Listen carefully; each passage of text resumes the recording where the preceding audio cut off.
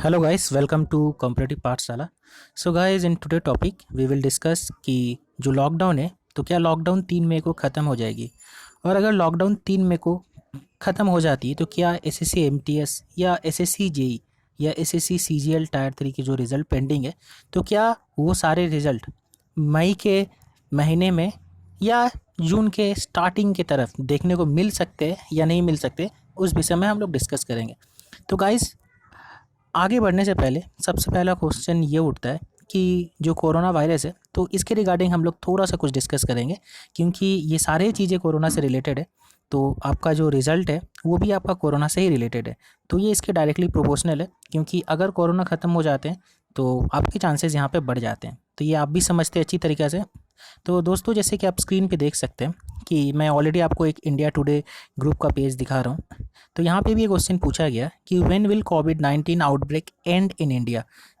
तो शायद आप में से बहुत जनों को पता भी होगा कि जो सिंगापुर की एक यूनिवर्सिटी है तो उन्होंने एक एनालिटिकल मॉडल तैयारी किया है। तो उस मॉडल में उन्होंने लगभग सारे ही कंट्री के ही एक प्रॉपर डेटा दिखाया है कि कहाँ पे कब तक कोरोना वायरस का जो कहर है कब तक ख़त्म हो सकता है। तो दोस्तों, मैं सारे मॉडल पे तो डिस्कस नहीं करूँगा, मैं सिर्फ और सिर्फ इंडिया की बात करूँगा। अगर आपको दूसरे कंट्री के भी मॉडल देखने तो आप गूगल करके देख सकते हैं, तो मैं आपको इंडिया का बता दूँ। तो दोस्तों देखिए, इन्होंने सारा डेटा इकट्ठा किया है। तो आप सभी को पता है कि डेटा साइंस के जो भी ये रहते हैं काम होता है, उनका काम होता है कि डेटा इकट्ठा करना और उसको स्टडी करना, उसको रिसर्च करना, उसके हिसाब से एक आपको सामने में रिजल्ट या एनालिसिस दिखाना। तो सिंगापुर की जो यूनिवर्सिटी है तो यहाँ पे सारे स्कॉलर रहते हैं, जिनमें कुछ इंडियन स्कॉलर भी हैं। तो इनका कहना ये है कि मई के एंड तक, मैं आपको यहाँ पे हाईलाइट करके भी दिखा देता हूँ, आप यहाँ पे देख सकते हैं कि मई के एंड तक, बाय मई एंड आपका लगभग 97% जो केसेस है इंडिया में कोरोना का, ये ख़त्म हो जाने के चांसेस यहाँ पे पूरा बनता है कि 97% चांसेस है कि मई एंड तक ख़त्म हो जाएगा। और इनका कहना है कि लगभग जून एंड तक आपका 99% केसेस कम जाएंगे, लेकिन 1% जो केसेस है, ये 1% से 2% केसेस आपके सितंबर अक्टूबर तक भी जा सकते हैं या दिसंबर तक भी चल सकते हैं, लेकिन लगभग आपका 97% केसेस मई या जून तक आपको दिखेगा कि कम जाएगा। तो ये इनका कहना है। और दोस्तों, आप एक बात मान लीजिए कि गवर्नमेंट ऑफ इंडिया भी इन सब के ही रिसर्च को फॉलो कर रहे हैं। अगर मैं आपको दिखाऊं, आप बने रहिए। तो दोस्तों, जैसे कि आप देख सकते हैं कि ये भी एक फेमस न्यूज़ चैनल का ही एक हेडलाइन है जो आप देख सकते हैं। No public gathering till June 30 says CM Yogi Adityanath. तो यूपी के चीफ मिनिस्टर योगी आदित्यनाथ जी ने ऑलरेडी बोल रखा है कि कोई भी गैदरिंग जून 30 तारीख तक करने नहीं दी जाएगी। मतलब कोई भी एग्जामिनेशन या कुछ भी ऐसा चीज़ जहाँ पे 5-10 आदमी इकट्ठा हो सकते हैं, ऐसा कोई गैदरिंग करने नहीं दिया जाएगा, चाहे वो फेस्टिवल हो, चाहे कुछ भी चीज़ का हो। अभी यहाँ पे कुछ एग्जेप्शन भी नहीं दिखाया जाए, एग्जम्पशन भी नहीं दिखाया गया। जो भी चीज़ जहाँ पे सोशल डिस्टेंसिंग मेंटेन हो सकती है वहाँ पे कुछ परमिशन दी गई है, वहाँ पे कुछ रियायत दी गई है, लेकिन उसके अलावा जून 30 तक कोई भी सोशल गैदरिंग नहीं करने दी जाएगी। तो दोस्तों, अगर आप सही से अगर देखें तो ये सारे ही, चाहे इंडिया की बात बोलूँ या स्टेट लेवल पे जो भी R&D कर रहे हैं, रिसर्च कर रहे हैं, ये सारे भी लगभग आपके जो इंटरनेशनल जर्नल है उन सबको फॉलो कर रहे हैं। और इंटरनेशनल जर्नल के हिसाब से जून एंड तक सिचुएशन सही होने के चांसेस ज़्यादा बनते हैं, इसलिए सभी जगह आपको जून एंड तक कहा जा रहा है कि कोई एग्ज़ाम नहीं होगा। तो ये बात मैं आपको और एक बात बता दूँ कि देखिए, लॉकडाउन 3 तारीख जो खुलने की बात हो रही है, तो डेफिनेटली मैं आपको आज का भी न्यूज़ दिखा देता हूँ पहले। तो जैसे कि देख सकते हैं दोस्तों कि आज हमारे प्रधानमंत्री मोदी जी का फिर से एक वीडियो कॉन्फ्रेंस हुआ था सारे चीफ मिनिस्टर लोग के संग। तो हमारे मोदी जी ने ऑलरेडी यहाँ पे आप हेडलाइन ही देख लीजिए, PM Modi hints at lockdown extension in कोविड-19 हॉटस्पॉट आफ्टर मई 3। तो देखिए, यहाँ पे हमारे प्रधानमंत्री जी ने ऑलरेडी एक हिंट्स दे ही दिया है कि जो एरिया लॉकडाउन डेफिनेटली उठेगी 3 तारीख के बाद, क्योंकि ऐसे 11 स्टेट है दोस्तों। मैं नाम भी बताता हूँ कुछ का, आपका असम, मेघालय, ज़्यादातर नॉर्थ ईस्ट के स्टेट है, जिसमें आपका नॉर्थ इंडिया में भी की कुछ स्टेट है जैसे हरियाणा, साउथ के केरला। तो कुछ कुछ ऐसे स्टेट है दोस्तों जहाँ पे केसेस लगभग कम गई है, उन लोग का अभी कंट्रोल वहाँ पे बन गया है, वहाँ पे नए केसेस बहुत कम आ रहे हैं। तो माना जा रहा है कि वहाँ पे कंट्रोल में है केसेस। तो ये सारे एरिया में रेट ऑफ ग्रोथ बहुत घट गया है। तो जिसके वजह से माना जा रहा है कि दोस्तों लॉकडाउन 3 तारीख को कंफर्म उठ जाएगी, लेकिन ये फुल लॉकडाउन कभी भी नहीं उठेगा, फेज़ वाइज उठेगा।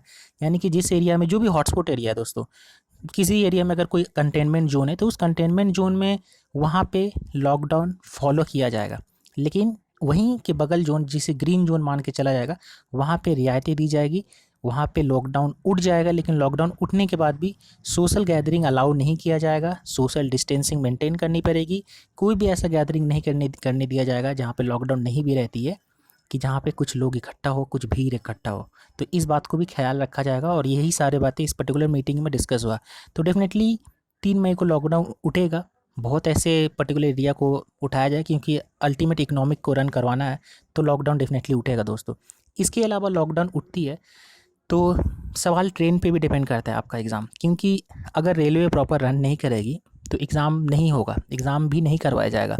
क्योंकि बहुत ऐसे दोस्तों जिनको इधर उधर सेंटर दिया तो उनको वो टोटली ट्रेन पे डिपेंडेंट है और जो भी ट्रांसपोर्ट है इस पे डिपेंडेंट है।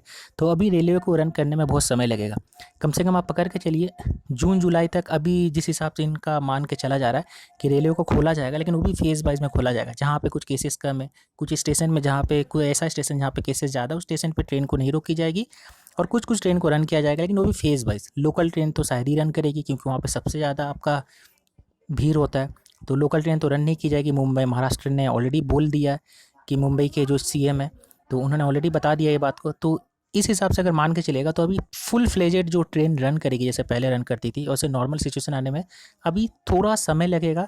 आप पकड़ के चलिए जून जुलाई तक ट्रेन प्रॉपर पूरा पटरी पे आने में ट्रेन को लगभग जुलाई एंड आप पकड़ के चलिए दोस्तों।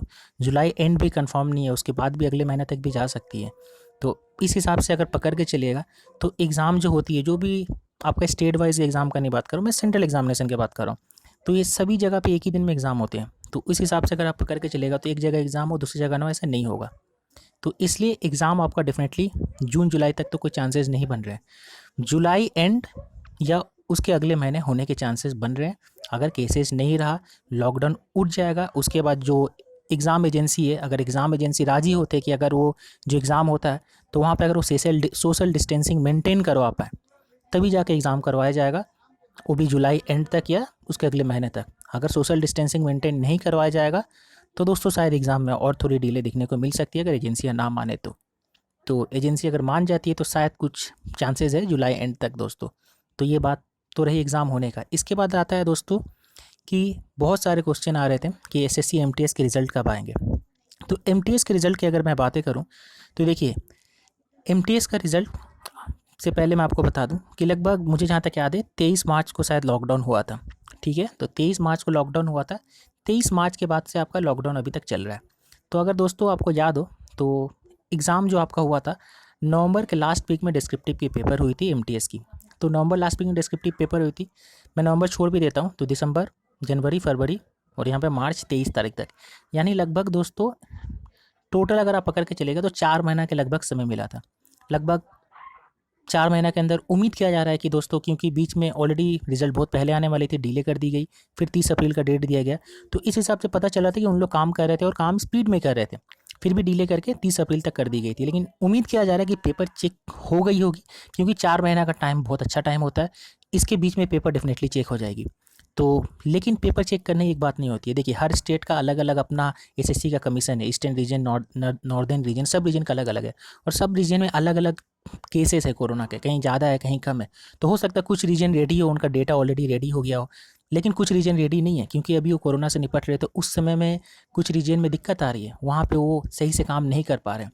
तो ऐसे भी कुछ कुछ जोन है। तो रिज़ल्ट दोस्तों नेशनल वाइज आती है, स्टेट वाइज डेफिनेटली है, लेकिन दोस्तों देखिए रिजल्ट नेशनल वाइज आएगी तो उस हिसाब से अभी तो कोई चांसेस नहीं बन रहा रिजल्ट का, क्योंकि अगर कोई एक भी स्टेट जहाँ पे डेटा भी रेडी नहीं है तो उन लोग यहाँ पे रिजल्ट नहीं ला सकते। तो ये एक सबसे बड़ा यहाँ पे एजेंडा बन जा रहा है, क्योंकि इन बात को ध्यान में रखना है। लेकिन कमीशन ने फिर भी नोटिस लाया, इससे पता चल रहा है कि कमीशन कोशिश ज़रूर कर रही है, क्योंकि पेपर तो डेफिनेटली चेक हो गई है दोस्तों, पेपर चेक हो गई है। लेकिन यहाँ पे मेन काम होता है कि प्राइवेट जो कंपनी है टीसीएस, उनके संग बैठ के उनको कुछ काम करना पड़ता है, क्योंकि रिजल्ट पब्लिश करने में वो लोग ही हेल्प करते हैं इनके। ठीक है, चाहे रिजल्ट पब्लिकेशन हो, चाहे डेटा को को रिलेट करना हो, ये सारे काम में। तो ये चीज़ में थोड़ा सा समय लगता है। तो इससे जो पता चल रहा है कि दोस्तों रिज़ल्ट आ जाएगी, लेकिन रिज़ल्ट आपको मई महीना में देखने को नहीं मिलेगी, क्योंकि अभी भी बहुत कुछ स्टेट के सिचुएशन कुछ ज़्यादा अच्छे नहीं है, स्पेशली महाराष्ट्र, दिल्ली। तो उस हिसाब से मई महीने में आपको रिज़ल्ट देखने को नहीं मिलेगी। आपको रिज़ल्ट जून में देखने को मिल सकते हैं, जून मिड में या जून लास्ट तक आपको रिजल्ट शायद देखने को मिल सकते हैं, लेकिन उससे पहले तो नहीं मिलेंगे, क्योंकि इनको डेटा अपलोड करने के बाद अगर ये रिजल्ट लेके भी आते हैं तो दोस्तों कोई वेरिफिकेशन अभी होगा नहीं, क्योंकि वेरिफिकेशन एक तरह का गैदरिंग हो जाएगा, तो जिसके वजह से अभी वेरिफिकेशन होगा नहीं, वो आपका नवंबर दिसंबर तक चला ही जाएगा खींच के। तो पकड़ के चलिए मिड जून तक आपको रिजल्ट देखने को मिल सकते हैं। इसके अलावा दोस्तों यूएफएम की बात की जाए, एसएससी एमटीएस की, तो एसएससी एमटीएस में बहुत सारे यूएफएम के प्रश्न उठ रहे थे कि क्या यहाँ पे यूएफएम लगाया जाएगा कि नहीं लगाया जाएगा। तो मैं बेसिक बातें बोल दूँ। पहली चीज़ कि दोस्तों देखिए, नोटिफिकेशन में कहीं भी अगर आप एसएससी एमटीएस की नोटिफिकेशन उठा के देखें तो कहीं भी एसएससी एमटीएस के नोटिफिकेशन में यूएफएम के विषय में नहीं लिखा गया है। लेकिन अगर आप सीएचएसएल के नोटिफिकेशन उठा के देखी जाए तो वहाँ पे लिखा गया कि आप कोई वहाँ पे रियल नेम नहीं लिख सकते हैं। वहाँ पे भी ग्लिच है दोस्तों, वहाँ पे लिखा गया था रियल नेम नहीं लिख सकते, तो सीएचएसएल में लिखा गया था, लेकिन एमटीएस में नहीं थी। एमटीएस में कुछ नहीं दी गई थी, सिर्फ क्वालिफाइंग नेचर दी गई थी। इसके बाद अगर मैं सीएचएसएल की बात करूँ तो सीएचएसएल में सडन जो पेपर हुआ, पेपर में वहाँ पे लिखा गया था कि आप कहीं इमेजिनरी नेम भी नहीं लिख सकते। ये एक चेंजेस देखने को मिली थी सीएचएसएल में, जिसकी वजह से बहुत सारे बच्चे को वहाँ पे यूएफएम दी गई है। तो इससे कुछ जिनको एडवांटेज भी हुआ, जिनके नंबर कम थे उनके चांसेस बन गए मेरिट में आने का, और जिनके नंबर ज़्यादा थे अगर वो यूएफएम खा गए तो यहाँ पे उनका एक तरह से बहुत बड़ा लॉस हो गया दोस्तों। तो ये तो कुछ रही सीएचएसएल की। लेकिन एमटीएस में दोस्तों नोटिफिकेशन में कुछ नहीं था, लेकिन जो एग्ज़ाम हुई थी डिस्क्रिप्टिव पेपर, वहाँ पे लिखा गया था, सेम रूल लिखा गया था जो सीएचएसएल में था। सीएचएसएल में जो लिखी गई थी कि रियल इमेजिनरी नेम नहीं लिख सकते, सेम चीज़ वहाँ पे भी था। तो दोस्तों जिस हिसाब से एसएससी ने बाद में पहले तो बोला कि एसएससी ने बोला कि कमेटी सेटअप करूँगा, फिर उसके बाद हम लोग कुछ बताएंगे आपको, फिर अगले दिन सुनने मिला कि नहीं इतने बच्चे ने सही किया, तो उन्होंने डेफिनेटली हमने बताया था कि वहाँ पे इमेजिनरी कुछ नहीं लिखना है, तो ऐसे करके उनका कुछ कहना था बातें। तो ये सब चीज़ें कुछ बातें बोली गई है। तो अल्टीमेट देखिए यूएफएम पे पूरी चीज़ क्लियर नहीं है, लेकिन जो मुझे लग रहा है दोस्तों कि जिस हिसाब से सीएचएसएल में नोटिफिकेशन में इमेजिनरी का कुछ कंडीशन नहीं दिया गया था, लेकिन यूएफएम दिया गया, इमेजिनरी नेम यूज़ करने से दी गई है सीएचएसएल में, क्योंकि डिस्क्रिप्टिव पेपर में लिखा गया था, तो वहाँ पे इंस्ट्रक्शन में दिया गया था। लेकिन एमटीएस में भी सेम था, नोटिफिकेशन कुछ भी नहीं थे, लेकिन यहाँ पे सडन यूएफएम दी गई, जो पास्ट में कभी एमटीएस में यूएफएम नहीं दी गई है। लेकिन उम्मीद किया जा रहा है कि जब डिस्क्रिप्टिव पेपर में इंस्ट्रक्शन दी गई थी दोस्तों, तो यहाँ पे यूएफएम लगेगी। और दूसरी बात मैं आपको ये भी बता दूँ, रूल यही होता है दोस्तों कि अगर सडन कुछ चेंजेस होता भी है, कुछ भी रूल्स रिगार्डिंग, तो एसएससी को नोटिस एक लेके आना चाहिए था, जो एसएससी ने नहीं किया था। इस बार कोई भी नोटिस ला के इंस्ट्रक्शन नहीं दी गई थी। और एग्जाम के समय दोस्तों 5 मिनट पहले पेपर दी जाती है, और 5 मिनट के अंदर इंस्ट्रक्शन पढ़ना और आधा घंटे के अंदर एसएससी एमटीएस की डिस्क्रिप्टिव की पेपर कंप्लीट करना।